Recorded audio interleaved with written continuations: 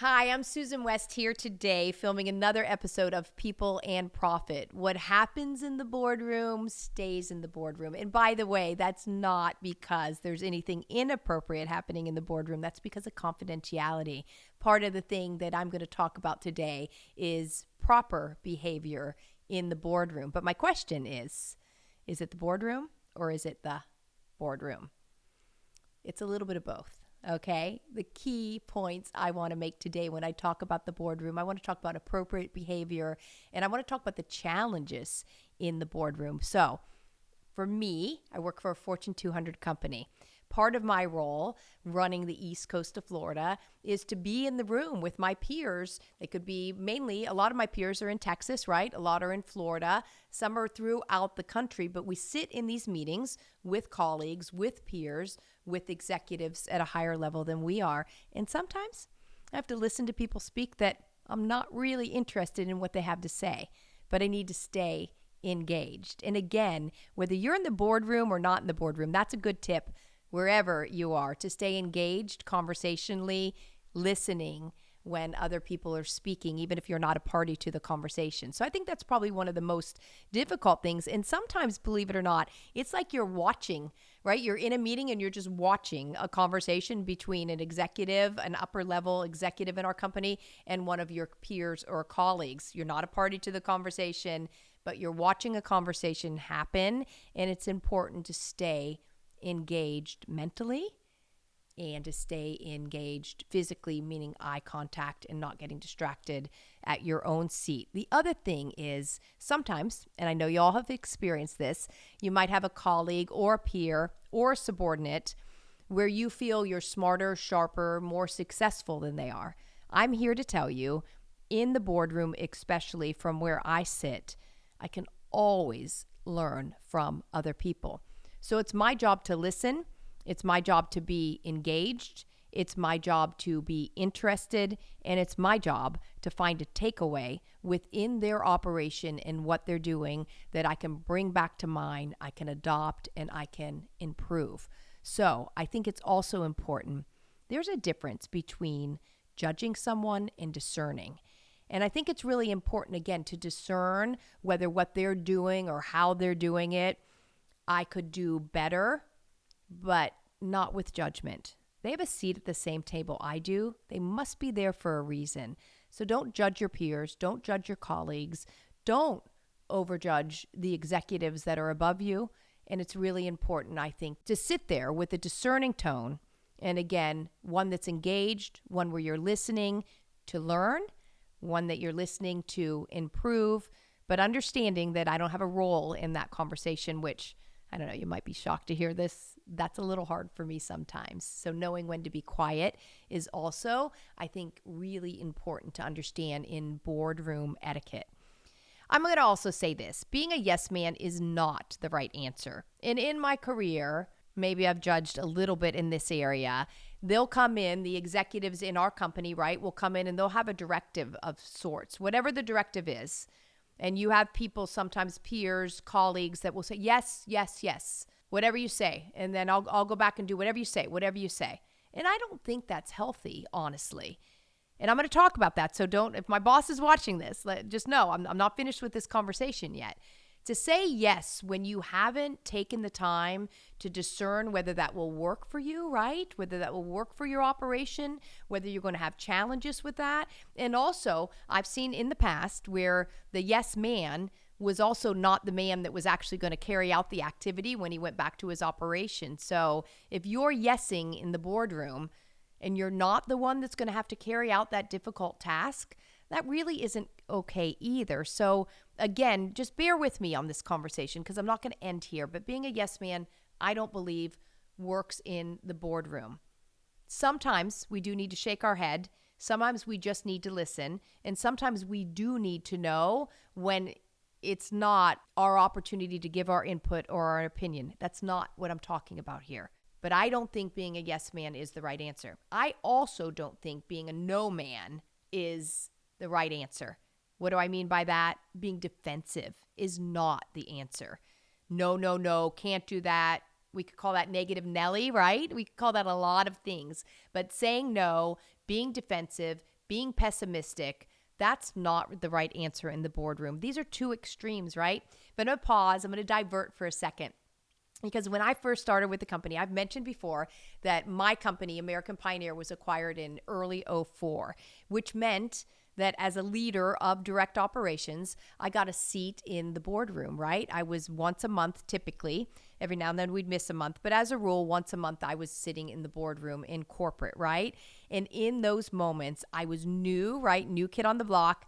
I wanted the new company, the executives that were now my bosses, to know that I was smart.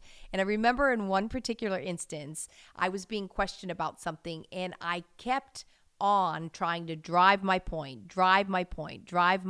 And in my mind, in just Susan's mind, nobody else's, I was trying to show them that I knew my numbers, that there were reasons why I was making the decisions I was making, and I was intelligent. And finally, I look up, and a counterpart, Mark, was sitting behind my boss, and he's doing this. He's literally doing this to me. So we get through the meeting. Mark pulls me aside. He said, Susan, we've all tried it. It doesn't work. And again, I remember saying, but Mark, I promise I wasn't being defensive. I just wanted him to know I'm intelligent. And Mark said, Susan, you have a seat at the table. They know you're intelligent, but you need to listen better, and you need to answer the questions that are asked, and you need to not be argumentative. And in that moment, I wanted to say to Mark one more time, but Mark, I wasn't being argumentative, but I had to relax and understand that that's not how I was perceived. About a month later, my boss called me, and he said, hey, Susan, remember that meeting? It's a little more professional than, hey, Susan, remember that meeting? He said, do you really think you're going to win when you're arguing with me, with your peers, my subordinates in the room?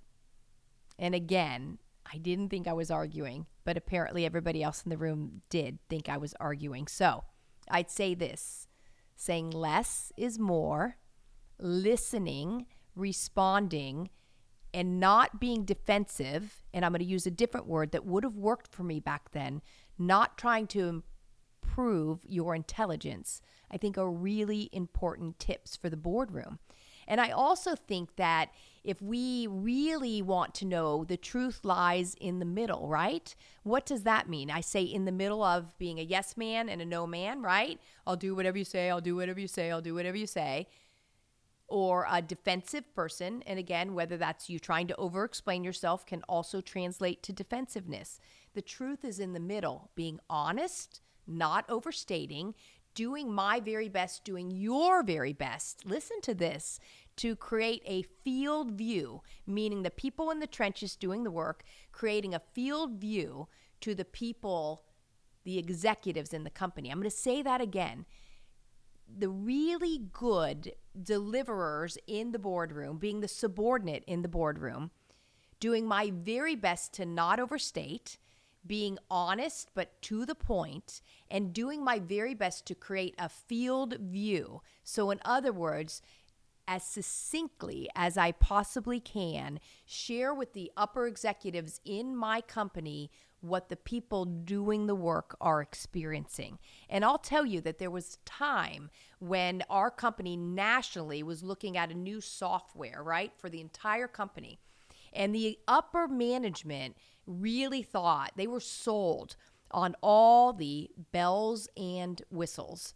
They thought, because they were told by the creators of this software that it could do so many things better than what the current software system we had. And we had all in this room people that were, and it wasn't me, but it was people that were on my team, right? That they were trying out this software program. They were exploring it. They were hands-on with the software program. And as the executives came into the room and they're telling us all the bells and whistles, how great it is, there were several people in the room that were saying, they were nodding their head. And I knew that everybody in the room knew that wasn't the case. So I took the opportunity to succinctly say, that's not what the team that is doing the trial run on the software is experiencing. What you're being told, and I'm certain that at a higher level the software system can do, practically speaking, it's not what is being proven. It's not what it's proving to be able to do down in the trenches. But I needed to know when to stop making my point. So again, be honest, be transparent, Be succinct. Make sure you are delivering the message that the people doing the work have given to you in a positive manner, with opportunity for your company, for the executives above you to shift, right? To pivot, to change, to tweak the plan, but make your point and move on. And I think that's some of the lessons that I have learned in the boardroom. And then, honestly, know when to laugh, know when not to laugh, okay? So there might have been this one time that there were 20 of us, easily 20 of us in the room. Big table on the 13th floor, 14th floor, whatever the big executive floor was at the time in our corporate office. All right, I'll tell you how long ago it was. For those of you that have ever had a BlackBerry, there was somebody, my level colleague, sitting in one of these large chairs, and a lot of probably 3 or 4 executives above our level were in the room. And this gentleman was pretty tall, and he leaned over because he dropped his BlackBerry on the floor. And with that, he fell out of his chair, like toppled on the floor. And honestly, I did anything I think a normal human being would do, and I started to laugh. Nobody else in the boardroom was laughing. So I quickly composed myself and stopped laughing.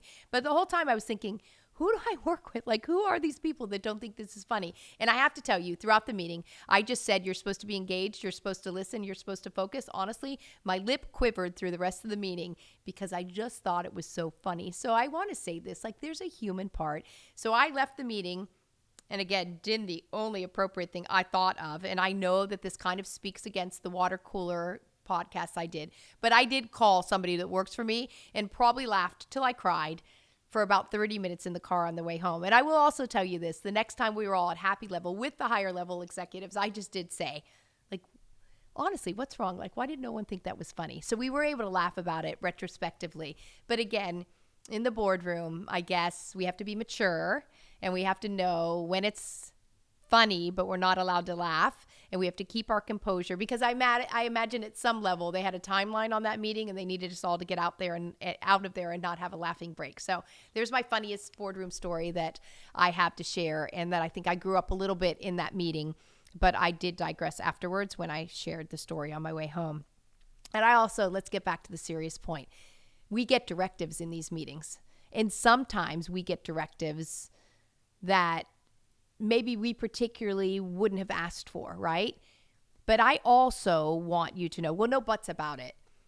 I am also wise enough to know that we are a Fortune 200 company. We are publicly traded. We have stockholders, right? Shareholders. And we have people that our board of directors are accountable to, investors, the list goes on beyond, right, my scope of knowledge. So when I get those directives, I am intelligent enough to understand it's bigger than me. It's bigger than the operation that I'm running, but I have chosen to work for this company, and I do speak my mind in all the ways I already said that I do, right? I've gotten better at that. I know when to stop. But when I leave those board meetings, I need you to understand, as an audience here and anybody that works for me that's watching, that I toe the company line. And I toe the company line because I believe in my company. So even if the directive wouldn't have been something I chose, I understand that it's bigger than my knowledge. And I know that I've chosen to work for this company, and it's my job to find the positivity in it so that I can deliver it in a way, not as a yes man or a yes woman, but as a person that works for a company that I believe in. And listen, I'm going to say this, and this might sound harsh, but if you're working for a company that you leave the boardroom and you don't believe in the directive, maybe you shouldn't work for that company. But my experience has been that I work for Fidelity National Financial, Fortune 200 company, because we are the best, because we are the best in the country, both with market share and with profitability. And they didn't get that way because they give poor directives. And by the way, I said something earlier in the conversation about grace. If the directive is something that they choose down the road to move off of, like that software system, they deserve my respect, they deserve my loyalty, and they deserve me to leave and find a way to demonstrate to the people that work for me I believe in the company that I work for, and that we will do our very best to carry the directive out in the best possible way that we can. So again, so many lessons that I take away from the boardroom, and I am very proud to say 30 years with this company. April of 93, I started, and I have zero regrets. And I will continue to visit the boardroom. I will continue to try not to laugh inappropriately. I will continue to try to listen, try to grow, try to be better, try to give my input in a way that demonstrates I'm open-minded but intelligent, but never look defensive. So there you have etiquette for the boardroom. Thank you again for listening to People and Profit with me, Susan West. Remember to like, share, and leave a comment for us. Your feedback is truly appreciated and important to us. Also, be sure to follow us. We're on Instagram at @TheReframe_F&T. We're on Facebook at The Reframe, and we're on LinkedIn at The Reframe FNT. Thank you for listening. Thank you for watching. You'll see us again. Wait and see what the next topic is. I think, honestly, it will be just as exciting as this one. See you soon.